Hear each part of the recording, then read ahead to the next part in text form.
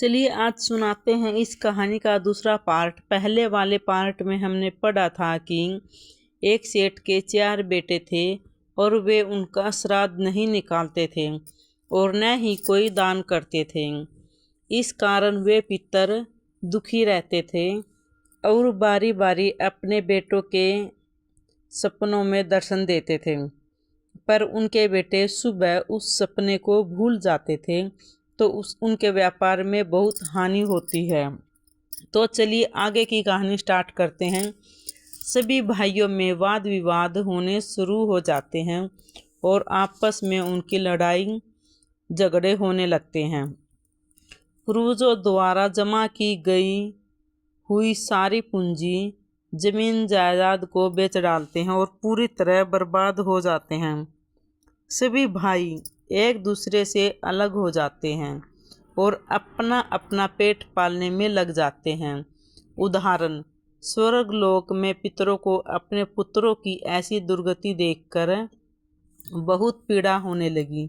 सभी पितरगण अत्यंत दुखी और उदास हो जाते हैं। फिर से वे सभी यमराज के पास जाते हैं और कहते हैं, हे धर्मराज, हमसे हमारी ऐसी दुर्गति नहीं देखी जाती। हमारे द्वारा किए गए सभी पुण्य कर्मों को हमारे पुत्रों ने नष्ट कर डाला है। कृपया आप कुछ ऐसा उपाय करें जिससे हमारे पुत्रों को उसकी भूल का पता चल जाए। फिर यमराज उन पितरों से कहते हैं, हे महान आत्माओं, तुम्हारी इस व्यथा को मैं समझ सकता हूँ। मैं तुम्हारी अवश्य ही सहायता करूँगा। मैं स्वयं तुम्हारे पुत्रों के पास जाकर उन्हें उनकी भूल के बारे में बताता हूँ। फिर यमराज अपने भैंसे पर सवार होकर पृथ्वीलोक पर आते हैं और उस सेठ के घर की तरफ जाते हैं। जब सेठ धर्मन के घर के समीप पहुँच जाते हैं तब भी वह एक साधु का रूप धारण कर लेते हैं और सेठ के घर जाते हैं तो सेठ बहुत बीमार पड़ा हुआ होता है। द्वार पर जाकर यमराज आवाज़ लगाते हैं, भिक्षाम देहि, भिक्षाम देहि। क्या घर में कोई है? तुम्हारे द्वार पर एक साधु आया है जो बड़े दूर से यात्रा करके आया है। कोई हो तो भिक्षा दो, भिक्षाम देहि। द्वार पर आए साधु को देखकर उस सेठ की पत्नी सुनंदा उसका स्वागत करती है और कहती है, हे साधु महाराज, आपका स्वागत है। कहिए, मैं आपकी किस प्रकार से सहायता कर सकती हूँ? वैसे यमराज कहते हैं, हे देवी, मैं भूखा हूँ और यात्रा पर निकला हूँ। यदि दान में कुछ भोजन मिल जाए तो बड़ी कृपा होगी। फिर सेठ की पत्नी कहती है, ठीक है साधु महाराज, आप रुकिए, मैं अभी आपके लिए कुछ भोजन लेकर आती हूँ।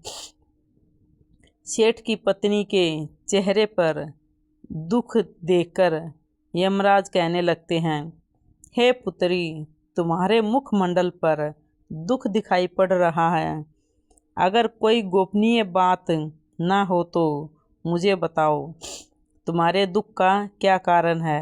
वह स्त्री कहती है, हाँ महाराज, आप सत्य कह रहे हैं। पहले हम बहुत धनवान और समृद्धि थे।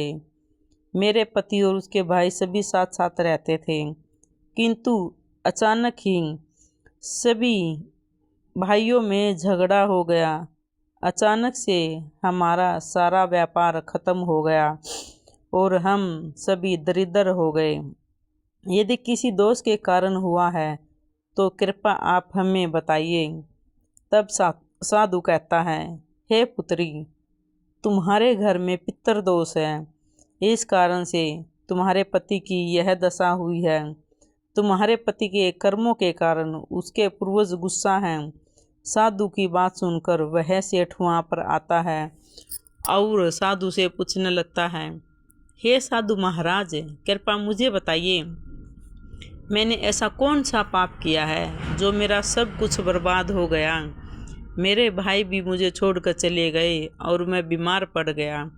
तब वह साधु कहते हैं, हे पुत्र, तुमने अपने पुत्रों को नाराज किया है, पूर्वजों को नाराज किया है। तुम्हारे पूर्वजों ने जो संपत्ति और पुण्य अर्जित किया था उसे तुमने और तुम्हारे भाइयों ने नष्ट कर दिया। इस कारण से तुम्हारी यह दुर्गति हुई है। तुम लोगों ने अपने पितरों का श्राद्ध नहीं किया, उनका तर्पण नहीं किया। इसी कारण से तुम्हारे सभी पूर्वज तुमसे रुष्ट हो गए हैं। तुम्हारे पूर्वजों ने सपने में आकर तुम्हें कई महत्वपूर्ण संकेत दिए थे, किंतु तुमने उन संकेतों को दुर्लक्ष्य कर दिया और अपने पूर्वजों को अपमानित किया। यही कारण है कि तुम्हारा सारा वैभव नष्ट हो चुका है। इस प्रकार से उस यमराज के बताने पर उस सेठ को सब कुछ पता चल जाता है। उसे याद आता है कि उसके सपने में उसके पूर्वज ने उसे दर्शन दिए थे। वह सेठ साधु से कहता है, हे महात्मा, आप सत्य कह रहे हैं। हमारे पूर्वजों ने हमें सपने में दर्शन दिए थे, किंतु हम उनके द्वारा दिए गए संकेतों को समझ नहीं पाए। कृपया मुझे सपने में पूर्वजों के दिखने पर क्या संकेत मिलते हैं, इस बारे में बताइए।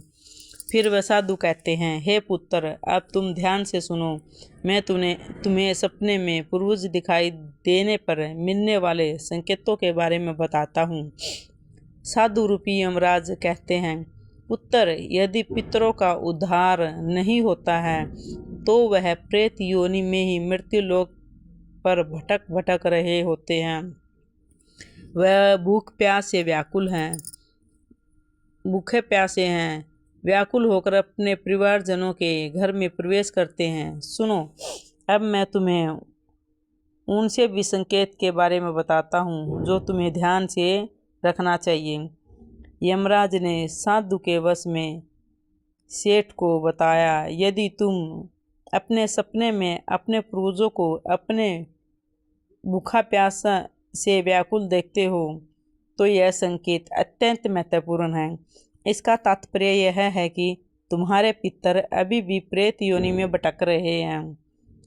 इसका कारण यह है कि उसके लिए उचित रूप से श्राद्ध कर्म और तर्पण नहीं किए गए।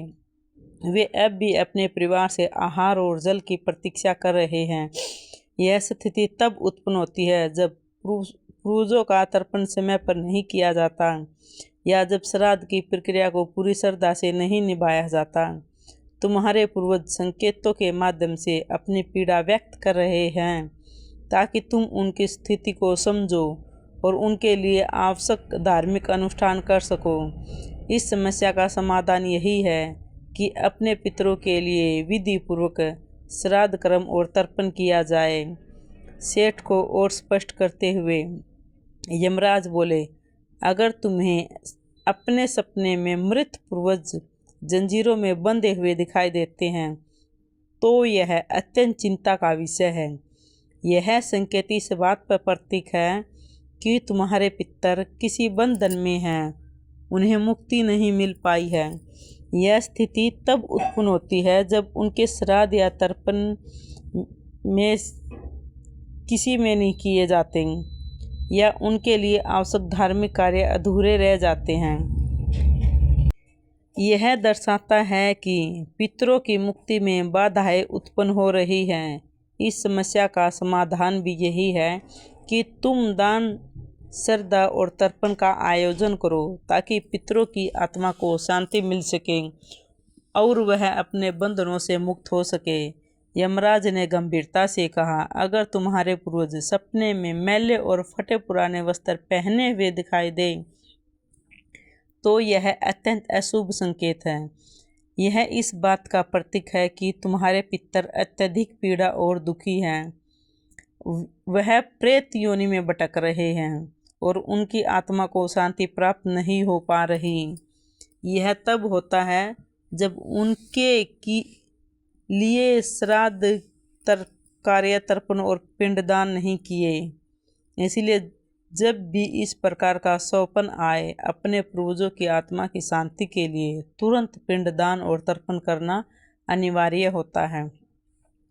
सेठ से बात करते हुए यमराज ने समझाया, अगर तुम्हारे पूर्वज सपने में तुमसे कुछ मांगते हुए दिखाई दें तो यह इस बात का संकेत है क्योंकि कोई अधूरी इच्छा बाकी रह गई है। उनके जीवन काल की कोई अभिलाषा अधूरी रह गई है जो उन्हें मुक्ति प्राप्त करने में बाधा डाल रही है। ऐसे सपनों में यह देखना महत्वपूर्ण है कि वे किस प्रकार की वस्तु की मांग कर रहे हैं। उन्हें उस वस्तु की उसकी स्वरूप चीज का दान करना चाहिए ताकि उसके अधूरे कार्य पूर्ण हो सकें और उनकी आत्मा को शांति प्राप्त हो सके। जब उनकी इच्छा पूरी हो जाती है तो वह प्रेत योनि से मुक्ति पा लेते हैं। यमराज ने सेठ की ओर देखते हुए कहा, यदि सपने में तुम्हारे पूर्वज तुम्हारे सिर पर हाथ फेरते हुए दिखाई दे तो यह अत्यंत शुभ संकेत होते हैं। इसका अर्थ यह है कि तुम्हारे पूर्वज तुमसे अत्यधिक खुश हैं और तुम्हें अपना आशीर्वाद दे रहे हैं। ऐसे सपने में इस बात का प्रतीक होता है कि तुम्हारे जीवन में कुछ अच्छा होने वाला है और तुम्हारे पूर्वज सदैव तुम्हारे साथ रहकर तुम्हारी रक्षा कर रहे हैं। यह संकेत पितरों की प्रशंसा का प्रतीक है जो उनके आशीर्वाद के रूप में प्रकट हो रहा है। यमराज ने समझाया, अगर तुम्हारे पूर्वज सपने में तुम्हारी ओर हाथ बढ़ाते हुए दिखाई दे तो यह अत्यंत शुभ संकेत है। इसका अर्थ यह है कि तुम्हारे पितर तुम्हारे प्रयासों से संतुष्ट हैं और तुम्हें जीवन में सफलता मिलेगी। ऐसे सपने देखना यह दर्शाता है कि तुम्हारे पितर तुम्हारे साथ हैं और तुम्हारी उन्नति और सफलता के लिए आशीर्वाद दे रहे हैं। इस प्रकार के सपने आने पर तुम्हें यह सुनिश्चित करना चाहिए कि तुम सही मार्ग पर चल रहे हो। यमराज ने चिंतित स्वर में कहा, यदि सपने में तुम्हारे पूर्वज अचानक अदृश्य हो जाते हैं तो यह अशुभ संकेत होता है। इसका अर्थ है कि तुम्हारे जीवन में कोई संकट आने वाला है और तुम्हें सावधान हो जाना चाहिए। यह सपना इस बात का सूचक है कि भविष्य में तुम्हारे निकट कोई कठिनाई आने वाली है, तुम्हारे सामने आ सकती है। ऐसे सपने में यह सीख मिलती है कि हमें मानसिक और आध्यात्मिक रूप से किसी भी आने वाले कष्ट के लिए तैयार रहना चाहिए। सेठ को और अत्यधिक गंभीर होते हुए यमराज बोले, अगर सपने में तुम्हारे पूर्वज क्रोधित अवस्था में दिखाई दे तो यह इस बात का संकेत है कि वह तुमसे नाराज हैं। इसका अर्थ है कि तुम कोई ऐसा कार्य कर रहे हो जो उन्हें पसंद नहीं है और वह चाहते हैं कि तुम उस कार्य को बंद कर दो। यह एक चेतावनी है कि तुम्हारे कर्मों में कोई कमी है और तुम्हें अपने मार्ग पर विचार करना चाहिए। इस प्रकार का सपना आने पर तुम्हें अपने कार्यों की समीक्षा करनी चाहिए और सही मार्ग पर चलने का प्रयास करना चाहिए। यमराज ने दुख भरे स्वर में कहा, अगर तुम अपने सपने में अपने पूर्वजों को रोते हुए देखा तो यह अत्यंत अशुभ संकेत है। यह इस बात का प्रतीक है कि तुम्हारे जीवन में कोई बड़ा संकट आने वाला है और तुम्हारे पूर्वज इस समय बहुत दुखी हैं। यह सपना इस बात की चेतावनी देते हैं कि तुम्हें सतर्क हो जाना चाहिए और ईश्वर की भक्ति में मन लगाना चाहिए ताकि संकट से तुम्हारी रक्षा कर सके। यमराज मुस्कुराते हुए बोले, यदि सपने में तुम्हारे पूर्वज स्वस्थ, खुशी और तेजस्वी दिखाई दे तो यह अत्यंत ही शुभ संकेत है। इसका अर्थ है कि तुम्हारे पितर को मुक्ति मिल चुकी है और वह तुमसे खुश है। ऐसे सपने इस बात का संकेत देते हैं कि तुम्हारे पितर तुम्हें आशीर्वाद दे रहे हैं और तुम्हारे जीवन में सुख, शांति और समृद्धि आने वाली है। यह संकेत दर्शाता है कि तुम सही मार्ग पर हो और तुम्हारे पूर्वज तुम्हारी प्रगति से संतुष्ट हैं। यमराज ने चेतावनी भरे स्वर में कहा, अगर पितृपक्ष के दौरान तुम्हें सपने में घोड़ा, हाथी, बैल और कोई विपरीत मनुष्य दिखाई दे तो यह इस बात का संकेत है कि तुम्हारे पितरों की मुक्ति नहीं हुई है और वे अभी प्रेत योनि में भटक रहे हैं।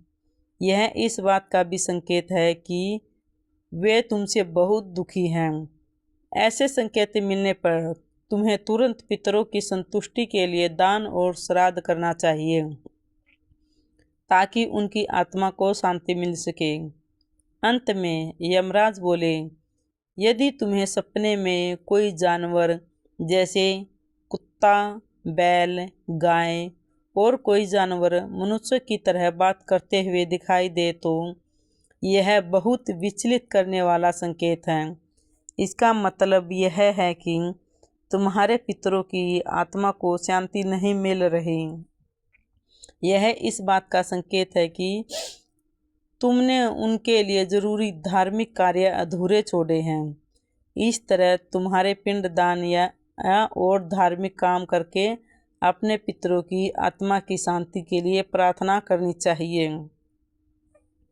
तब वह साधु बोला, हे पुत्र, यदि तुम्हें भी इस तरह के सपने दिखाई दिए हैं तो तुम्हें अपने पूर्वजों को खुश करने के लिए दान, धर्म, श्रद्धा आदि कार्य करने चाहिए, जिससे तुम्हारे सभी कष्ट दूर होंगे। उस साधु की बात सुनकर उस सेठ को अपनी गलती का एहसास हो जाता है और वह तुरंत ही अपने भाइयों के पास जाता है और उससे साधु के द्वारा बताई हुई बात बताता है। फिर से सभी भाइयों को समझ आ जाता है कि उनके पूर्वज उन्हें सपने में आकर क्यों दिखाई दे रहे थे। फिर से वह सभी भाई मिलकर नदी के तट पर जाते हैं और अपने पूर्वजों के लिए श्राद्ध, दान, धर्म आदि कार्य करते हैं और अपने पितरों को खुश करते हैं। फिर एक दिन उनके पूर्वज उनके सपने में आकर उन्हें दर्शन देते हैं और उन्हें अनेक प्रकार के संकेत देते हैं। वह सभी संकेत शुभ होते हैं। अपने पितरों के द्वारा शुभ संकेत प्राप्त होने पर उन सभी भाइयों का जीवन खुशी से भर जाता है। उनके सभी रोग और दोष समाप्त हो जाते हैं। वे फिर एकजुट होकर रहने लगते हैं और खूब तरक्की करते हैं। यमराज नारद जी से कहते हैं, हे देवर्षि, जब मनुष्य के पूर्वज खुश हो जाते हैं तब मनुष्य को अनेक प्रकार के संकेत प्राप्त होते हैं। अब मैं तुम्हें उन शुभ संकेतों के विषय में बताता हूँ। यदि सपने में मृत परिजन सिर पर हाथ फिराते हुए दिखाई देते हैं, इस सपने का अर्थ है कि वह बहुत अधिक प्रसन्न है। प्रभु जी संकेत दे रहे हैं कि उसे मनुष्य के जीवन में बहुत ही अच्छा होने वाला है। यदि पूर्वज मनुष्य की तरफ हाथ बढ़ाते हुए दिखाई देते हैं तो संकेत दे रहे हैं कि उसने जो भी काम कर रहे हैं वह उसे खुश हैं और